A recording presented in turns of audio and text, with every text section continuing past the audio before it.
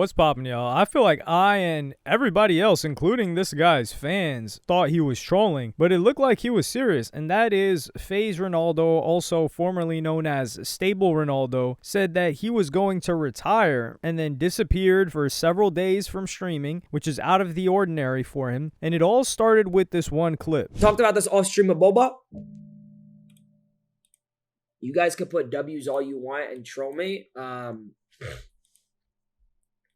I'm going to retire very, very soon. And I'll be the next person that probably leaves FaZe eventually because I'm going to retire. And it's going to be out of nowhere. I want you guys to know right now, and you guys can put the sad faces, you can put the here we goes, you can put the no ways. To the real viewers that are listening, it'll happen so randomly that you won't even realize it happens. And motherfuckers think I'm trolling, of course, because I'm a troll. But just wait for the day. The day's happening, coming soon. It's not going to be far. It's not going to be far. It's not going to be far from now. You said you won't? I'm a liar. I'm going back to NRG. I'm going back to my Fortnite segments. The SVJ. The house at the beach. All that. The content. The stable. It's over soon. Even the way he switches up at the end, it kind of has you thinking, is this guy serious? Because he's previously said that he would never leave FaZe. This was after Blackboy Max left FaZe. And he didn't take any shots at Blackboy Max. I think they're still, like, chill. I don't think they were ever tight like that. They're just very different, come from very different backgrounds as well in terms of content and how they got into streaming. But towards the end, you kind of hear him in, like, a trolly way say it. And he said he would never leave FaZe because FaZe picked him up when he was at his worst, when his streaming numbers were the worst, when he was the least motivated, and he said they gave him a good opportunity and he ran it back up, and really now he's bigger than he might have ever been. I don't remember his numbers during the Fortnite days. I just knew he was a name and he was a huge streamer, but I don't know if his numbers then compared to his numbers now. Right now it feels like he's everywhere, but he stopped streaming for several days and people were wondering, yo, what's going on with him? And this is leading up into the FaZe subathon, which is supposed to be in October. Kai Cenat's Mafiathon is in September, so people are anticipating a subathon, and they probably thought, like, okay, maybe he's just prepping for the subathon like Kai Cenat was doing, but he would usually tell his fans that he was going to do something like that. And this guy is a troll. He's the guy that was in the infamous clip where Bradley Martin smacked the kid that picked up the hat off of his head. And I don't think that's trolling. That is harassing somebody. And hey, you get what you get depending on, it's like a mystery box. You don't know how someone's going to react. And he got a smack. But he took it on the chin and he kept it pushing. But he came back, and this is a day after the deadly assassination on political figure Charlie Kirk, and he talked about how he was serious about this, and he explained why he was considering retiring. So I'm gonna play you guys that clip right now. And I was kind of scared to IRL stream for a long time, for like a month, and my energy has been drained. I had a lot of anxiety, and there's a lot of weird happening in the world. I have a lot of anxiety. And then not to mention, I'm not going to lie, I feel burnt out. And I know that's not an excuse because everybody would love to be in this position of being a streamer. And so would I. I'm very grateful and I'm very blessed to be in this position. But I do feel burnt out. I've been streaming for about 6 years where I never had a break. Every single thing has been documented since I was 17. I never really got time off the internet. So I think this is good. So today and tomorrow are my last streams until the subathon. And the reason I'm doing that is because I need time off. It's not to hype up the subathon because I don't even know if I'm still doing it. I'm 99% sure I am. But I am just a little bit scared because, you know, it's IRL streaming 24/7. That's why I'm going to have multiple security with me the whole month. But, yeah, bro, I don't know. I've had a lot of anxiety, but I'm doing good. Like, I'm not worried. I'm not scared either. I can't live my life in fear. This happens to way bigger people, way bigger celebrities, way bigger content creators on the daily. So I'm not, like, mad at it.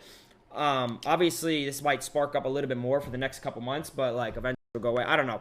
This is something to really be concerned about. And this isn't like Jake Paul era Team 10 House, which is the first time we saw something like that, when it was people showing up, kids mostly showing up to the house of these figures. But he's even saying, like, yo, it ain't kids. And it's people showing up to the house with weapons, which is a little bit disturbing because usually someone that wants to rob him or get something from him, and they could get a lot from this guy. Like, they know he's rich. They know exactly how much money he's making. And he even talked about, I think think later in the stream about how like he had to switch out some of his wallets, his crypto wallets. Like people take that, good luck getting that back. They could just be out of here. And this is a thing that happens in other parts of the world. In other parts of the world, it is not uncommon for people to get kidnapped and tortured if somebody knows that they got crypto, and they'll even kill the person. But the kidnappings, I wouldn't say it's a common thing, but it has a much higher rate of occurrence than really someone getting kidnapped for their watch. Usually that will just get stolen. They'll just stick the person up. And this is difficult because now this sucks, because he was talking to Lacey about when he was IRL streaming, and he was panicking about that because, dog, when you see the amount of things that have happened live, your live location is out there, it just takes one person, and it's exponential the amount of crazies that you get. Like 1 people, 10 people, 100 people, 1,000 people, and with these guys, it's tens of thousands watching. All it takes is one crazy person, and you don't know what's going to happen. There was an incident with, I think it was Valkyrie, Pokimane, and I think it was another girl streamer. I don't know, where they were at Santa Monica Pier, which they were at Santa Monica at night live streaming, and they're all chicks, and they're very popular. That is a recipe for having somebody run into you, even if it's somebody that doesn't even know that you stream. There's homeless people everywhere there. Now, Santa Monica's not like the worst neighborhood in LA. It's actually considered one of the better ones. But still, you've got people on drugs, strung out at that late of night, and they had to deal with something that scared them. So this guy, he's probably on edge, and he's right to be anxious. It's not like, oh, he's got anxiety, which I don't know if he has that normally, but this will induce anxiety, being watched by this many people and having to be outside. And this is the part that sucks. And he's right. I don't think he's ungrateful at all. But the part that sucks is, imagine needing security all the time. And someone will say, oh, just get security. Oh, you know how stifling it must feel to have security? I know there's some people that are just like, yo, just have security. It is what it is. But there are also some people that think about it. How much do you enjoy being alone? And then, not all the time, of course, but then you've got to have 2 people or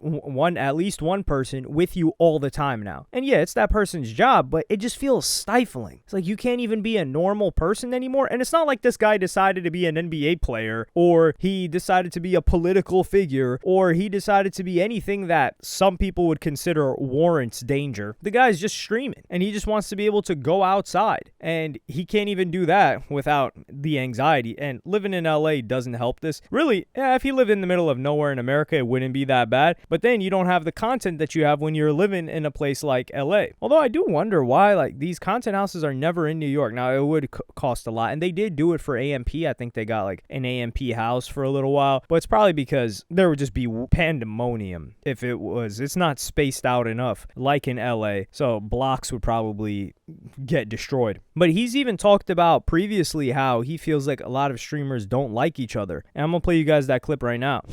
That's the smallest one here. I don't think my take on this is, I actually have a take. Let's start. Oh, should I start stirring myself into this a little bit? I don't actually think streamers have egos. I think streamers just don't like each other. Simple as that. And it's not based off egos. It's just based off they just don't like each other. And people fake friendships. And put question marks all you want. I'm going to be honest. I just don't think people like each other. I don't really know why. I think there's plenty of money for everyone. There's plenty of viewership for everyone. And there's plenty of content for everyone. I don't really know why this is even like a thing. Like, I just don't know why people are scared to say they don't like people.